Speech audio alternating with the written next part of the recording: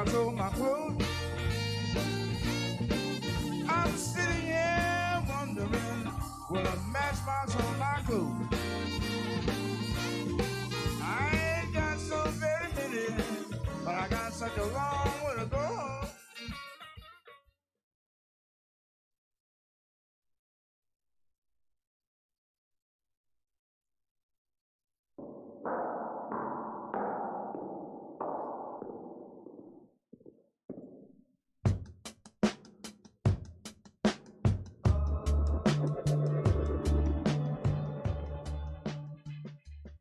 Hello, good afternoon. Welcome to Crossing Borders on WNHH Radio. I'm your host, Anjali Wasson, and I invite you to stay with me a little over half an hour as we examine immigration, the idea of home, and what New Haven in America means to the people who weren't born here. Today, I'm joined in the studio by Roya Hakakian, who was born and raised in a Persian Jewish family in Tehran. She lived through the Iranian Revolution in 1979, of which she was an active participant, and we're hoping to talk to her more about that today. In 1985, she unwillingly, using her words, emigrated to the United States on political asylum. Settling in the New York area at first, she studied psychology at Brooklyn College, and then found her way to Connecticut. Her essays on Iranian issues have been published in the New York Times, the Washington Post, the Wall Street Journal, and on NPR. She is a founding member of the Iran Human Rights Documentation Center and serves on the board of Refugees International. And she's also the author of a nonfiction account of the Mykonos restaurant assassinations of Iranian opposition leaders in Berlin, which was published in 2011 and is called Assassins of the Turquoise Palace. Welcome, Roya. Hi. So Roya, I really want to talk about where you were born and what Iran looked like when you were born, and then if you could talk us a little bit through your young childhood sort of and then your adolescence there. What kind of Iran are we talking about at that time? I was born in Tehran, as you mentioned in your introduction, and I talk about that time, the prior to 1979, when I was a very small girl, very fondly in a memoir that I published in 2004 called Journey from the Land of No. And the reason I wanted to do that was because for the longest time I felt that something about the Iran as I knew it was fast disappearing in the noise of the press, in the disservice that the current regime was doing to itself, making, in other words, redefining Iran, not only for the West in a negative way, but also ruining our own memories of it. So I took it upon myself to create a record of the time that I remembered, to have been a very not a very prosperous time, at least not for my family, but that didn't seem to bother us at all. It was a peaceful time. I lived in a middle-class neighborhood in Tehran, and I remember that we were surrounded by other members and families of religious minorities of all shapes and stripes and beliefs, and I'm sure there were a lot of prejudices against each one of those neighbors. However, for the most part, we lived side by side in peace.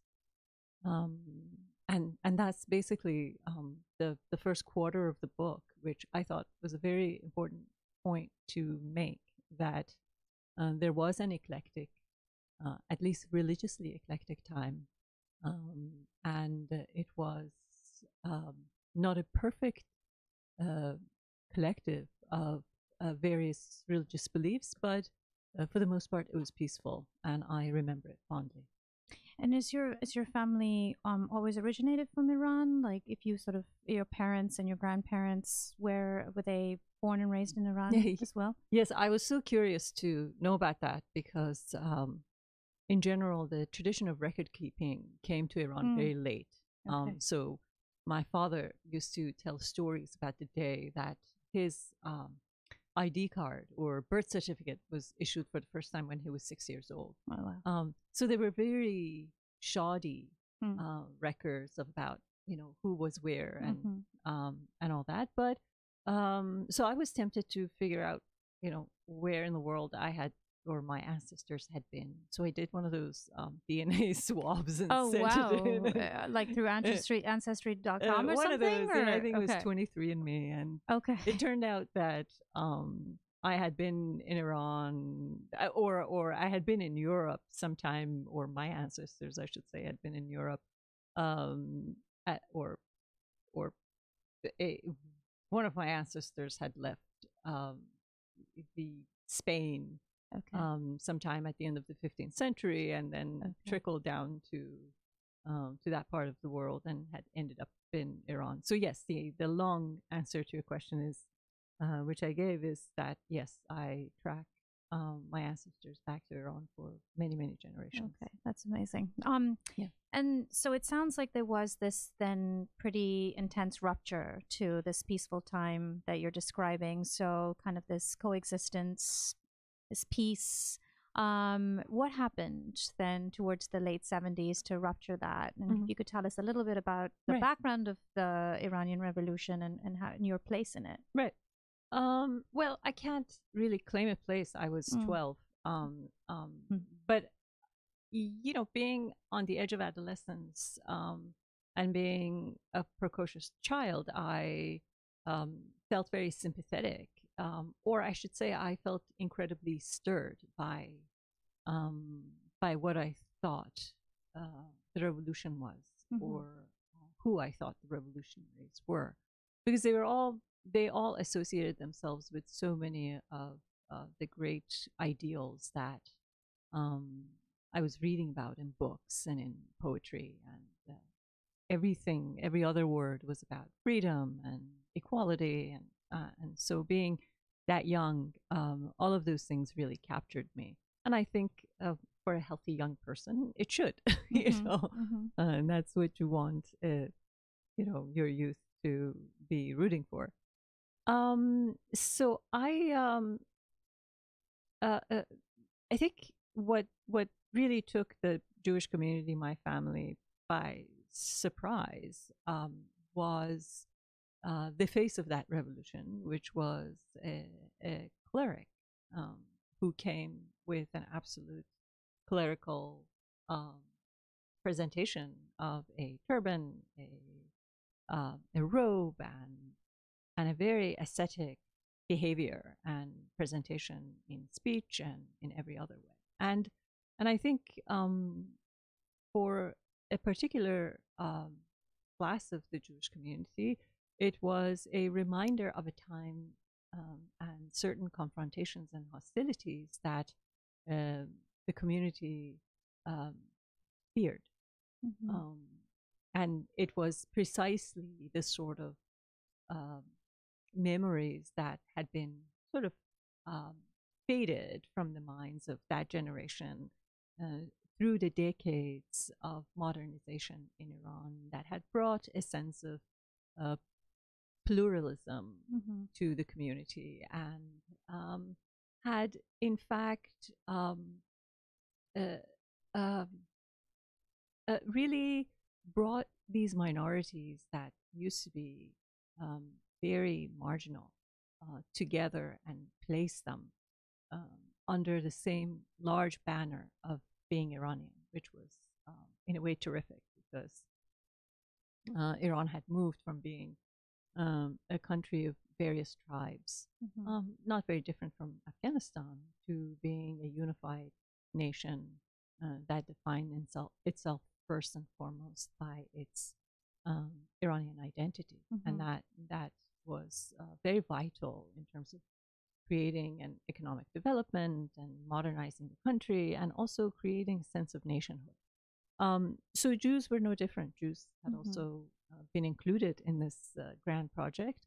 And therefore, in 1979, when a revolutionary leader shows up and reminds you of all the things that you thought you had put behind, the community was terrified. However, I, a certain class of secular individuals who should have been scared were not, because they thought, oh, he's just a symbolic figure, somewhat of an Iranian Gandhi who will come. He will do his job, which is to become a symbol around whom everybody gathers. And then he goes away, and other people will come, and smarter people who know how to do things will take over. And that's precisely what did not happen. And the rest is history, because I think the Iranian Revolution of 1979 opened the door to the sort of religious Islamic radicalism that ruined the lives of women in Afghanistan, and has been a menace for the last several decades for the region and for the rest of the world. And what did that look like on a daily basis for you? And you said you were 12. I mean, what did you see change in your everyday? I mean, in terms of there was no school. Okay, yeah. So school that was stops. a huge change, because there was martial law. Right. There were you in a very peaceful country, you would hear shootings from time to time. There were slogans, there were shouts, there were demonstrations, and I think school, the no school part was or school would open for 2 days and then shut down for 3 days, because the hours of martial law would shift, and therefore there was a lot of chaos, and everything had come to a halt, which I assume in a place like Venezuela now must be the same way. That when so much is up in the air, and when the degree of political confrontation and tension reaches a certain point, there is really no life in that community. And I think that's what Iran was at the time. And how long did that go on for? So after the revolution, you stayed in Iran for several more years, 5 more years. What did that look like in a sort of post-revolution Iran? Well, there were very different shades to those 5 years. Initially, for the first year, there was still a lot of chaos, because there was everything had to be sort of reinvented.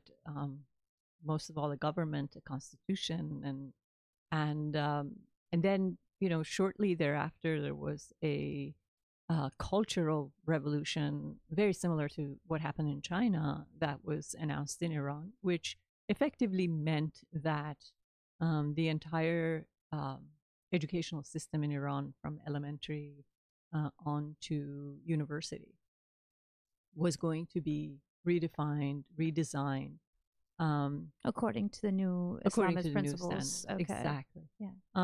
And so the first thing that happened, so universities were shut down for a long, long time, and regular elementary, junior, and high school were sort of in a very strange purgatory space.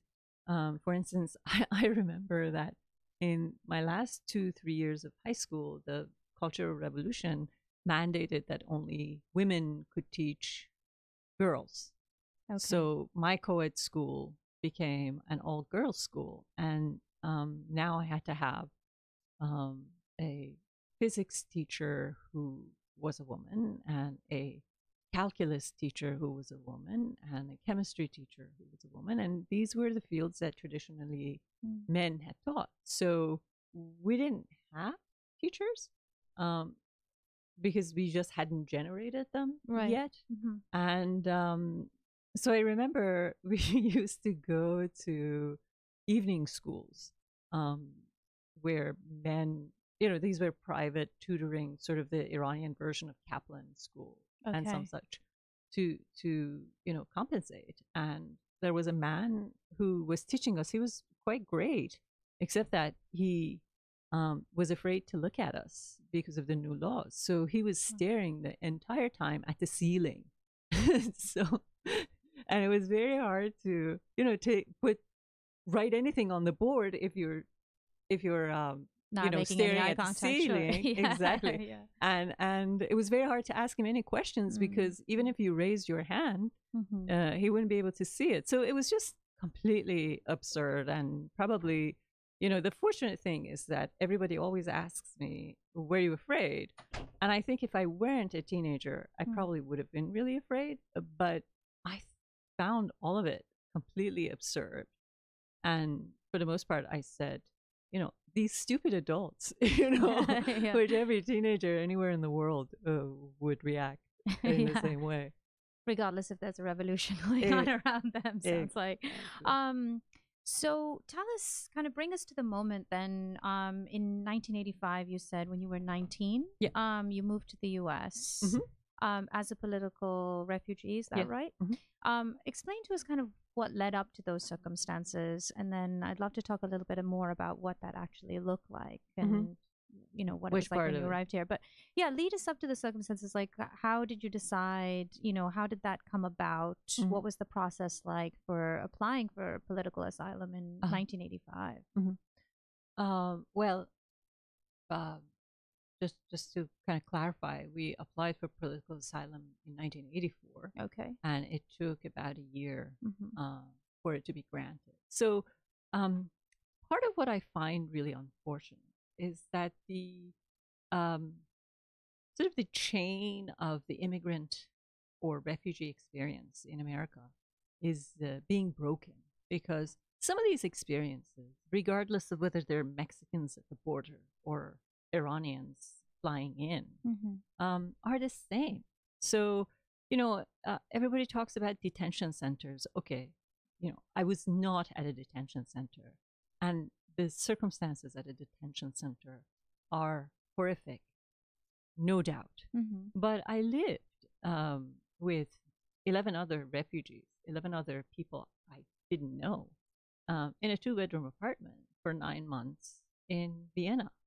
So some of these experiences are the same. And part of what I find extremely unfortunate in the kind of conversation we're having about this topic is that it is important that we see this in the historical perspective, and these dots that keep breaking and becoming dashes be connected to each other and become a line, because this is a linear story, because we are all connected, and because we one way or another, to some degree or another, go through the same experience. So after the Iranian Revolution, there was a very hazy, ambiguous period as to who the Jews were in Iran, whether they were equal citizens or whether they were,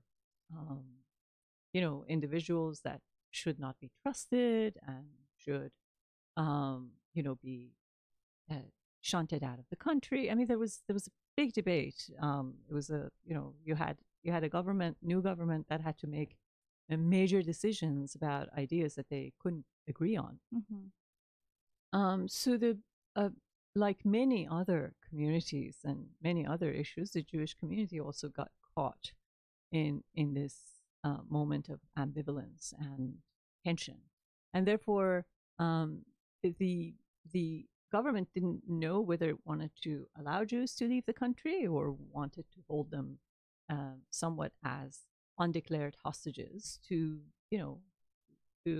I guess negotiate with, or negotiate with them in terms of how they would kind of fit in with the new republic, or yes, because there were several things going on at the same time. Iran used to have excellent relations with Israel. There was an Israeli embassy in Tehran.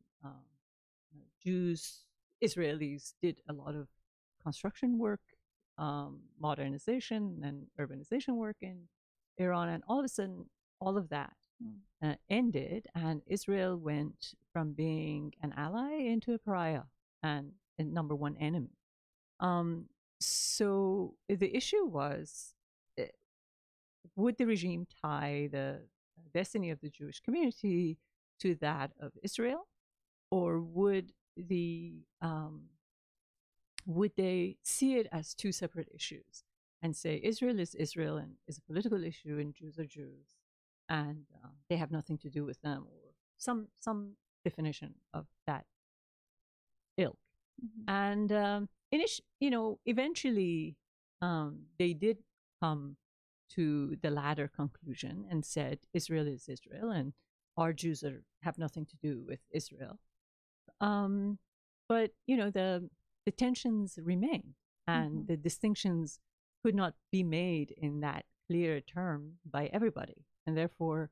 Meaning within the community, you felt the tensions, like with neighbors and things like neighbors, that. Officials, more than anything, and it was with officials. So you would go turn in your passport to be renewed, and they would hold your passport depending on who you went to that morning. And one guy might renew the passport and give it back to you, and another might say sorry, come back in 3 months, which is what happened to my father.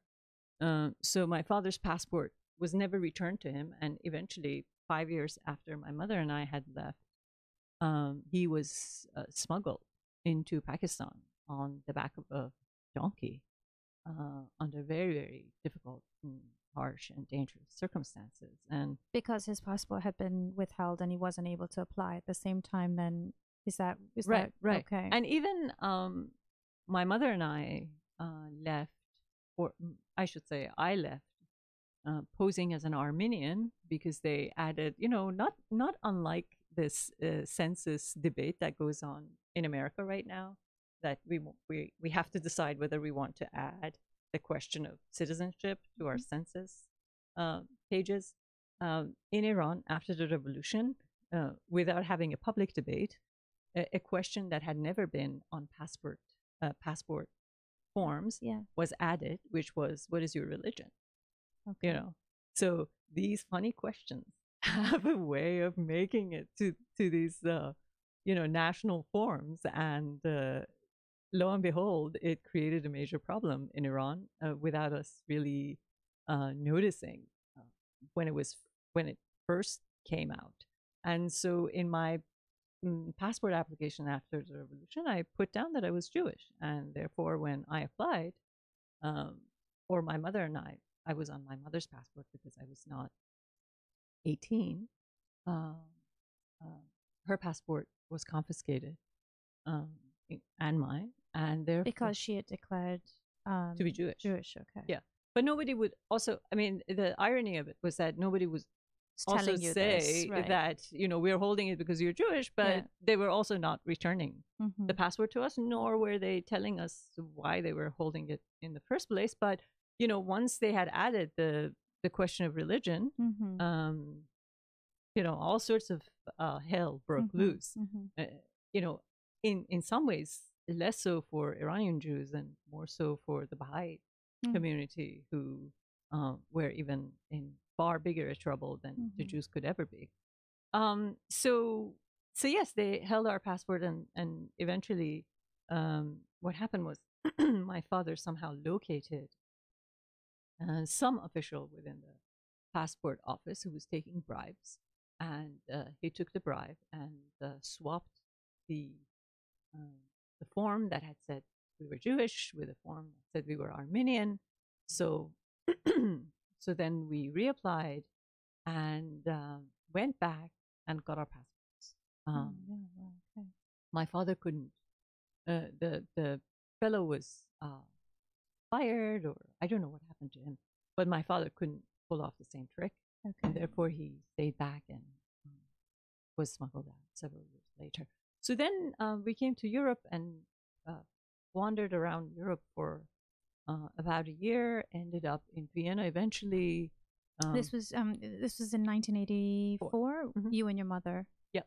Okay, and you ended up in Vienna. Well, we didn't fly into Vienna. We this was wartime for Iran and Iraq were at war with each other. So there weren't very many flights. Very few European countries, if at all, would allow any Iranians to fly in. So we flew to the first destination that had given us a visa, and that think at the time was Hmm. Switzerland. So we went into Switzerland. We had no money.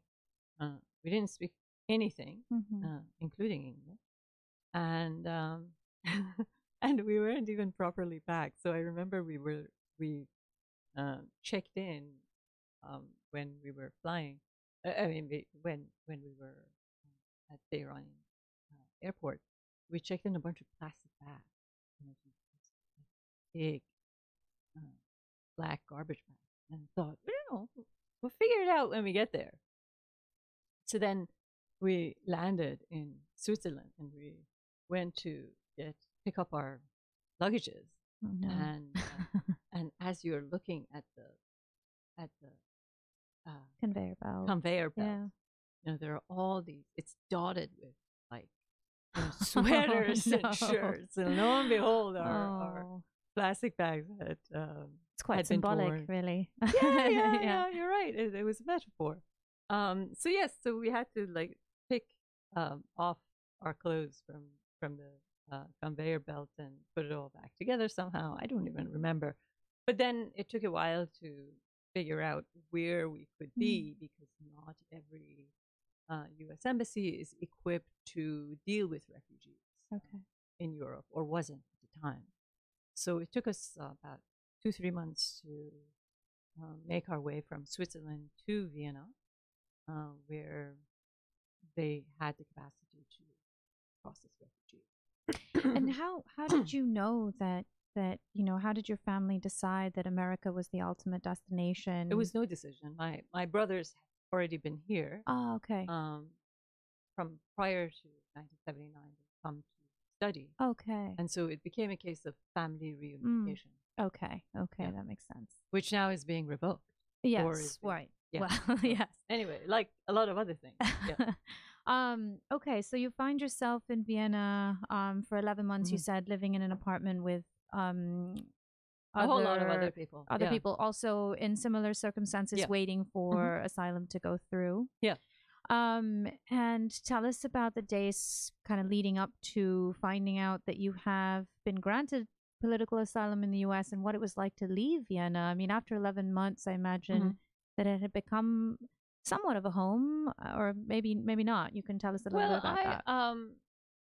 I'm not sure it was a home, but yes, I had learned a little bit of German, or some German. I was getting by. I had figured out the subway system, and I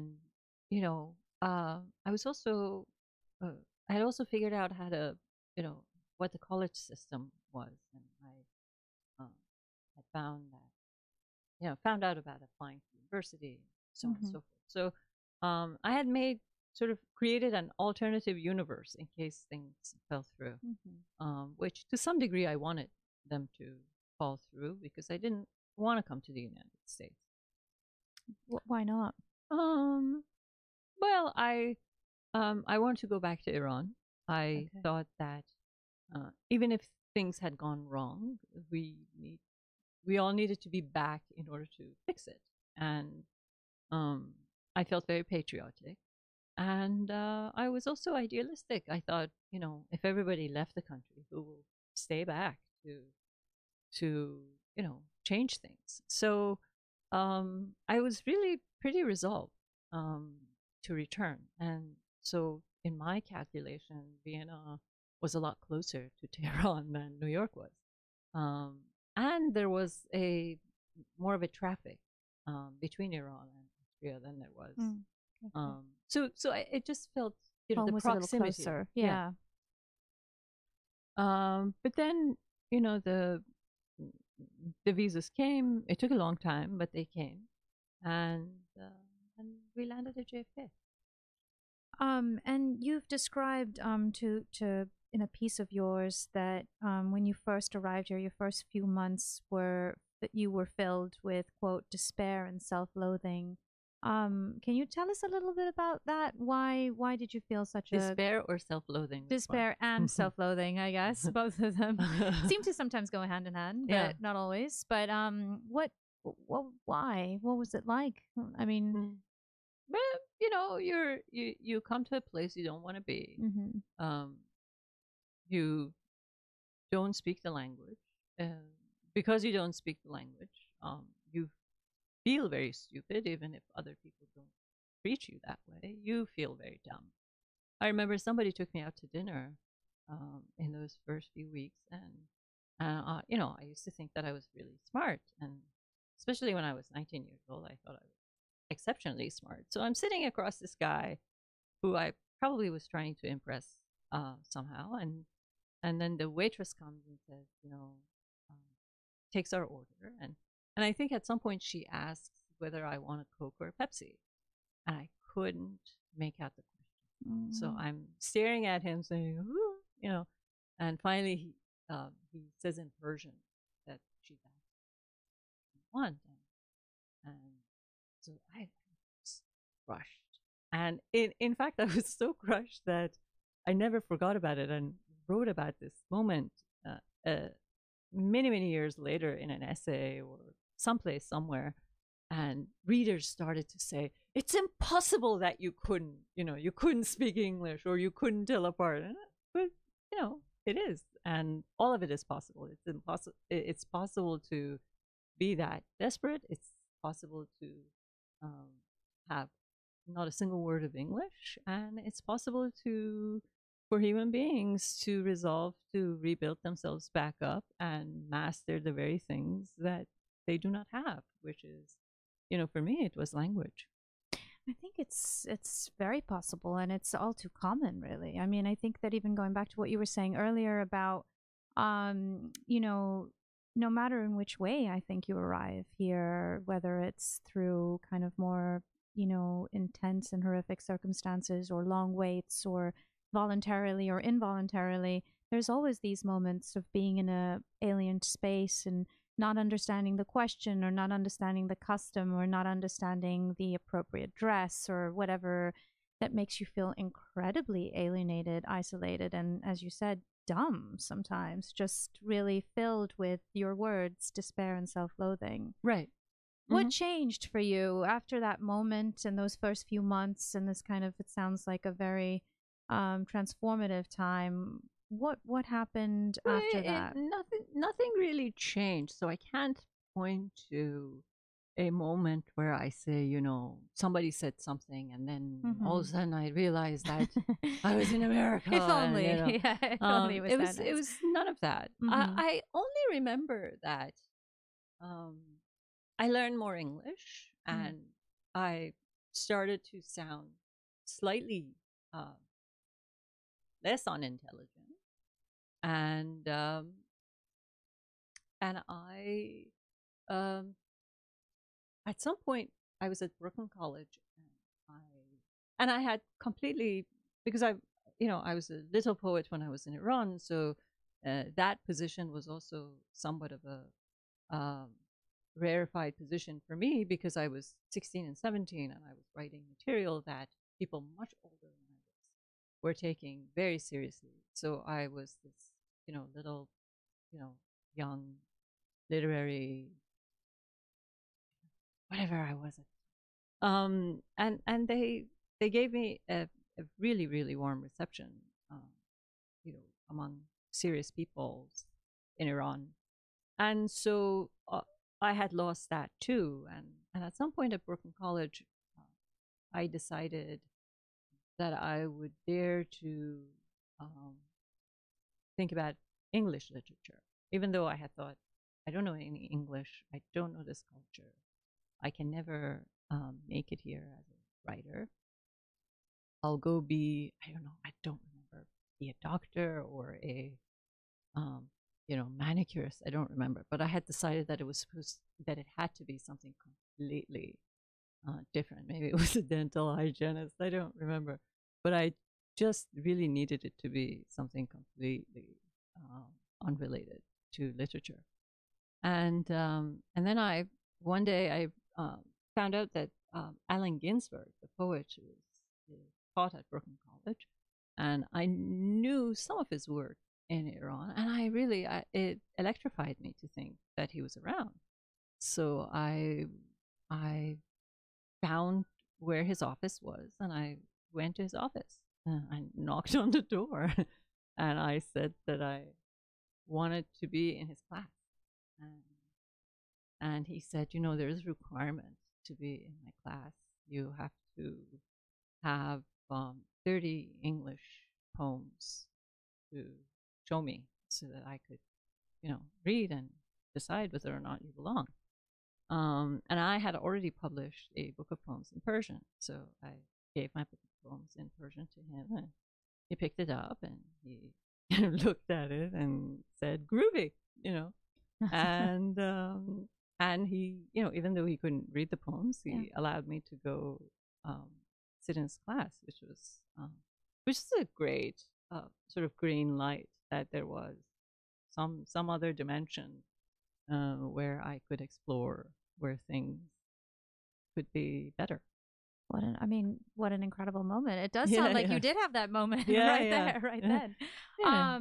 So tell us, when you came to Connecticut and what Connecticut means to you now. You moved here in 1985. When did you come to Connecticut, and what does Connecticut mean to you now?